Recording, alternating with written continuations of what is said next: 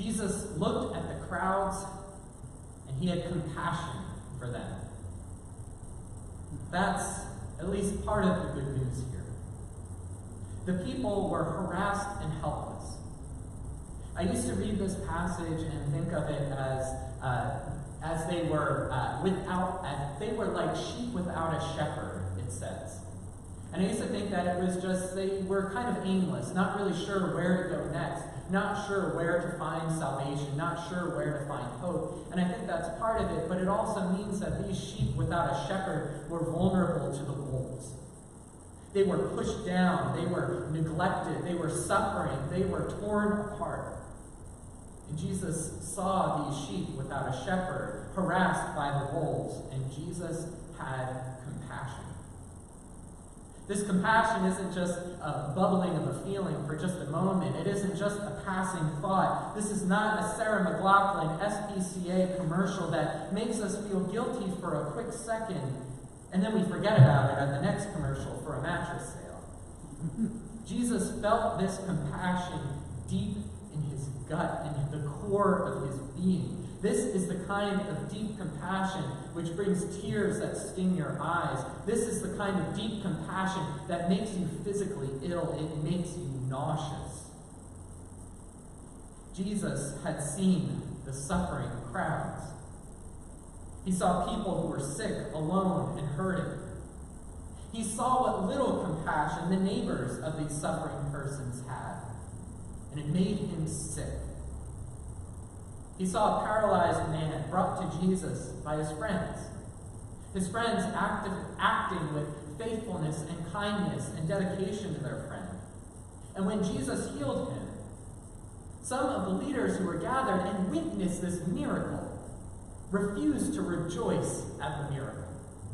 Their hearts were so hardened that instead of giving thanks to God, breaking forth in song for this person who was on the outside looking in, now experiencing wholeness and healing, they decided to nitpick about the way Jesus brought this healing. They nitpicked about the fact that Jesus also offered forgiveness. It's this kind of deep callousness in the face of suffering that made Jesus sick to his stomach. And it's this kind of suffering that moves him to compassion. Jesus saw the suffering crowds then, and he sees the suffering crowds today. And his compassion is with us today. Jesus sees the hundreds of thousands of people who have died and who will continue to die from COVID-19 in the coming months, and his stomach lurches. Jesus sees essential workers risking their lives for $8 measly an hour, and tears sting his eyes. Jesus sees the countless black and brown lives that are treated as disposable fuel for an empire they themselves have been locked out of, and Jesus has compassion. Jesus sees our supposed common good that is not good, apparently, enough for the many siblings in God who have lost jobs over the past several months, who are in danger of losing their homes, who are skipping meals and medication to try and survive another week. And Jesus has compassion. Jesus sees the murders of George Floyd, Breonna Taylor, Tamir Rice, Eric Garner, and the Emmanuel Nine, and countless others with little to no accountability, and Jesus has compassion. Back in the book of Exodus, we hear of the oppressed Israelites suffering under the harsh rod of slavery in Egypt. And when God introduces God's self to Moses, God boldly declares, "I have heard the cries of my people." God had compassion in Egypt 3,500 years ago. Christ had compassion in Galilee 2,000 years ago. And Christ has compassion today and here. And when tears sting Jesus' eyes, and when Jesus' gut is wrenching, when Jesus has compassion, he responds by offering justice healing, mercy, and peace. And he sends us to go out and share that peace. Jesus announces to his disciples, "Ask the Lord of the harvest to send out laborers into the harvest." It's time to get to work, he says to us. The helpless and harassed sheep without shepherds are in desperate need of good news that transforms the world, and Jesus has empowered and sent us out to share that good news. I once read someone who said that this passage teaches us, be careful what you pray for. I've received, over the course of the past 2 weeks, many prayer requests for peace. For peace in Philadelphia, for peace in our nation, for peace in our world. Well, be careful what you pray for, because we are, at least in part, the answer to our own prayers for peace. And Jesus warns us that this work isn't going to be easy. But the call escalates quickly. It goes from bad to worse. It goes from 0 to 60 very quickly. Jesus starts us off by giving us a mission to cure sicknesses, cast out demons, etc., which is already a pretty tough task, and it only gets worse.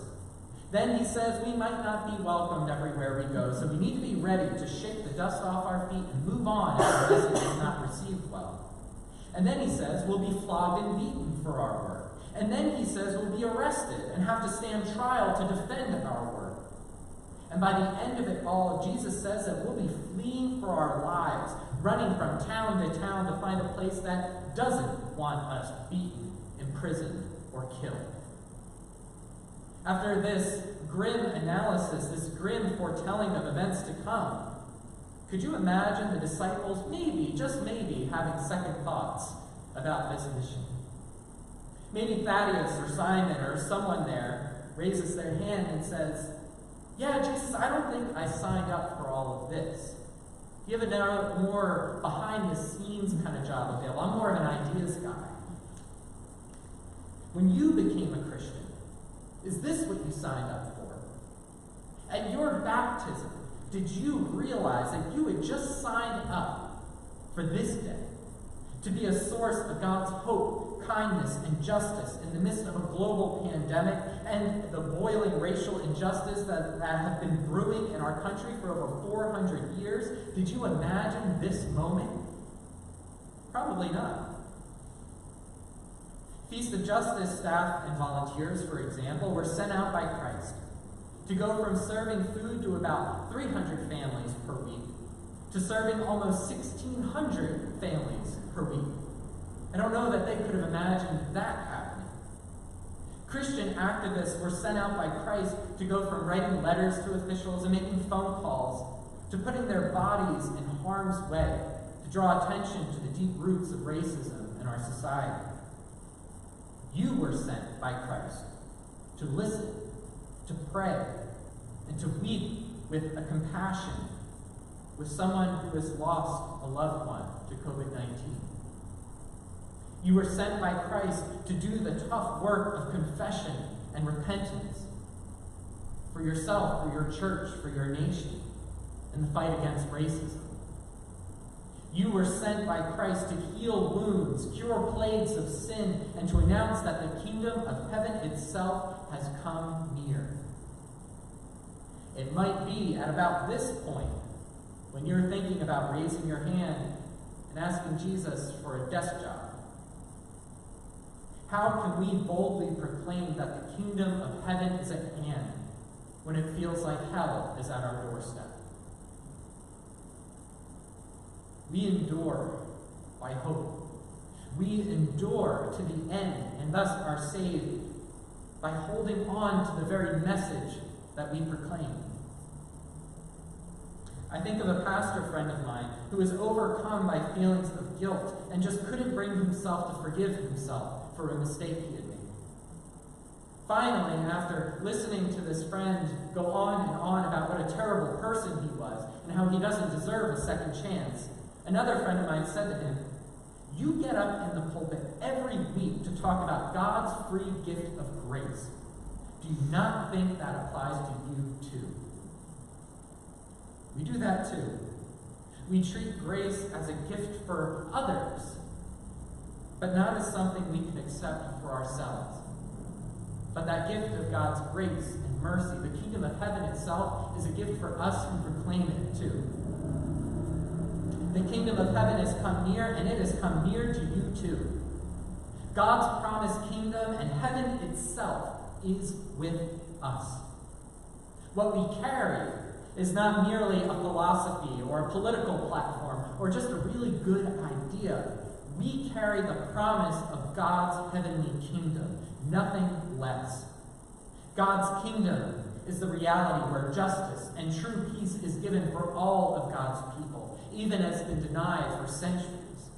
God's kingdom is the place where the captives are released, the poor receive hope in the good news, and the oppressed go free. The kingdom of heaven is where sinners are forgiven, untouchable lepers are embraced, Jews and Gentiles are reconciled, and the hungry are fed. All of this and so much more is not only possible, but it is promised. Because the kingdom of heaven, above all else, is God's home.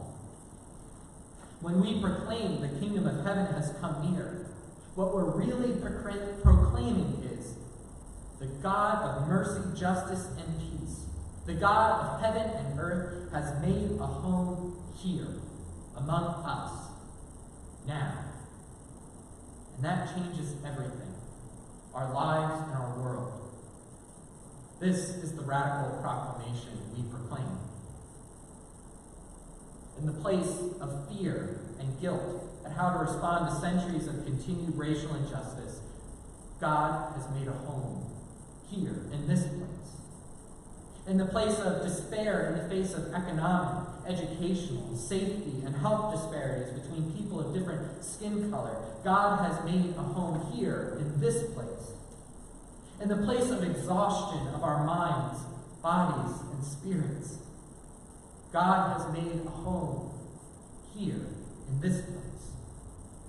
In the place of mourning for the loss of loved ones, and an unthinkable post-COVID-19 future, God has made a home here, in this place.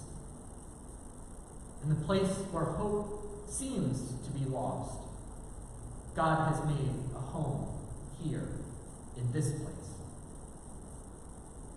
Christ sees our suffering and our need, and he brings healing and wholeness, and he sends us to be a part of that good harvest work. The message we receive is the message we share.